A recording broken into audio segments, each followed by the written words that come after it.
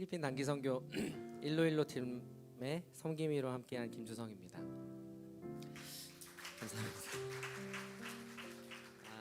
청소년부 친구들과 필리핀 단기 선교를 준비하고 다녀오면서 제 가슴에 새겨진 이야기들을 나눌 수 있어서 감사합니다. 모든 이야기들을 다 나누고 싶지만 24시간 예배에 이은 24시간 간증을 하게 될 것 같아 청소년부 친구들과 함께한 예배를 중심으로 나누려고 합니다.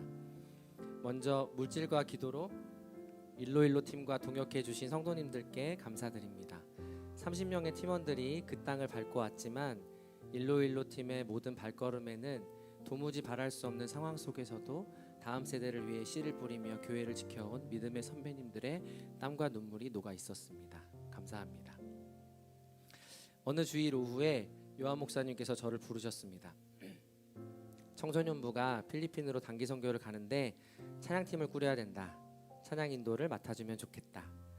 기도해보겠다고 말씀드리고 마음에 확신이 없어서 몇 주간 답변을 못 드리고 있었는데 저의 가정은 이미 참석자 명단에 들어가 있었던 것 같습니다. 찬양을 준비하는 과정이 쉽지 않았습니다. 일단 영어로 찬양 인도를 해야 한다는 부담이 있었고 3-4개의 교회에서 예배를 드린다고 하는데 예배의 회중은 누구인지, 평소 어떤 찬양들을 자주 부르는지, 어떤 악기들을 사용할 수 있는지 등 어느 것 하나 분명하지 않았습니다. 선교사님께 현지 상황을 여쭤보았지만 그때 상황에 맞게 은혜로 하면 된다라는 정답이지만 저에게는 전혀 도움되지 않는 답변만을 주셨습니다. 그렇게 예배에 대한 마음을 받지 못해 속이 타던 중에 송구영신 예배를 드리면서 필리핀 현지의 회중이나 상황을 볼 것이 아니라 나와 함께 예배할 청소년부 친구들에게 집중하라는 마음을 주셨고 그때부터 하나님을 경외함이라는 주제를 품고 찬양을 준비하기 시작했습니다. 찬양 콘티는 나왔는데 그 찬양을 함께할 우리 아이들의 영어 실력이 천차만별이었습니다. 무슨 뜻인지 모르고 따라 부르는 팝송처럼 그렇게 흥얼거려서는 한마음으로 예배할 수 없겠다는 생각이 들어서 기말고사를 앞둔 영어학원처럼 찬양 가사를 공부했습니다. 어르고 달래기도 했지만 80점 못 넘으면 집에 보내지 않겠다. 끝없는 제시를 경험하게 될 것이다 라는 협박도 있었습니다. 그렇게 얼마간 가사 공부만 하다가 드디어 찬양을 부르며 연습하기로 한 날 우리의 모임은 영어 찬양 연습이 아니라 하나님을 예배하는 시간이 되었습니다. 실수도 있고 서툰 찬양의 고백이었지만 하나님께서 청소년부 친구들의 예배를 받으셨다는 확신이 있었습니다. 개인적으로는 필리핀으로 떠나기 전날부터 떠나는 날까지 가장 큰 마음의 전쟁이 있었습니다. 현지의 음향 장비가 너무 안 좋으면 어떻게 하지? 회중들이 가사를 볼 수 있는 시스템이 없으면 어떻게 해야 되지?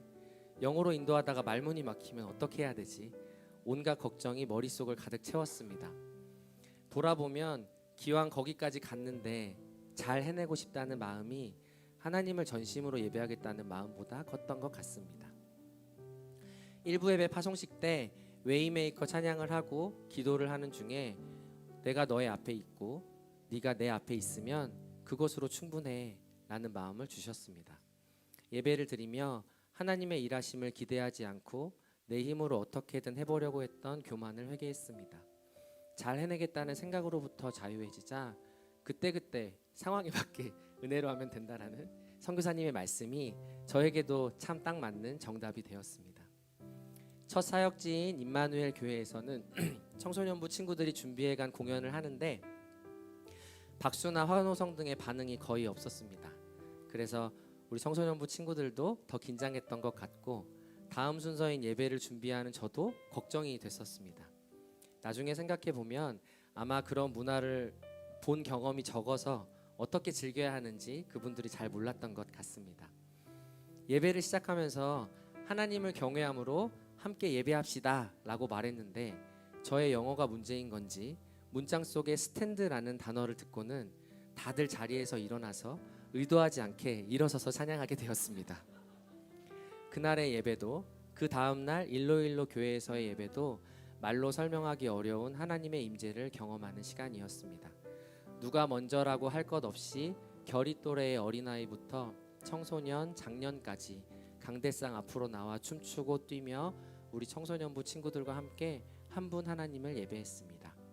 저도 찬양 인도자로서가 아니라 한 사람의 예배자로서 하나님 앞에서 그분만 바라보며 예배했고, 우리의 모든 예배는 하나님께서 인도하셨습니다.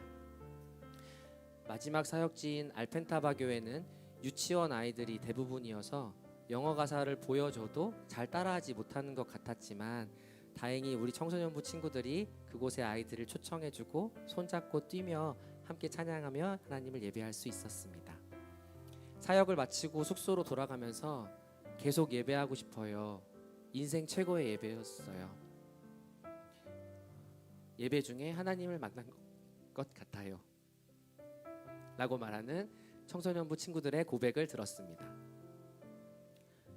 그렇게 말하는 아이들의 표정이 참 행복해 보여서 우리 아이들을 그곳으로 기꺼이 보낸 교회 공동체의 수고와 헌신이 전혀 아깝지 않다는 생각이 들었습니다. 그리고 예배 중에 임한 하나님의 영광을 우리 청소년부 친구들과 함께 누렸음에 감격했고 또한 감사했습니다. 청소년부 친구들에게 예배를 어떻게 설명할까 고민하다가 하나님께서 행하신 일들에 대한 우리의 마땅한 반응이다 라고 예배를 정의하면서, 우리는 하나님을 아는 만큼, 하나님을 경험한 만큼 우리의 예배가 더욱더 깊어지고 넓어진다 라고 얘기했었습니다. 필리핀 선교를 준비하고 다녀온 기간 동안, 그리고 24시간 예배를 함께 드리면서 청소년부 친구들의 예배가 깊어지고 넓어지고 있음을 목도했습니다. 날마다 하나님을 알아가고 하나님을 경험하고 있기 때문이겠지요. 유독 바람이 매서웠던 이 겨울, 제주를 떠나 무더운 필리핀에서 함께 하나님을 예배했던 그날들이 청소년부 친구들과 일로일로 팀원들에게 때마다 펼쳐보고 하나님께 더욱 나아가게 만드는 인생의 귀한 책갈피가 되기를 소망합니다. 일로일로 팀의 모든 발걸음을 통해 홀로 영광 받으신 하나님을 찬양합니다. 감사합니다.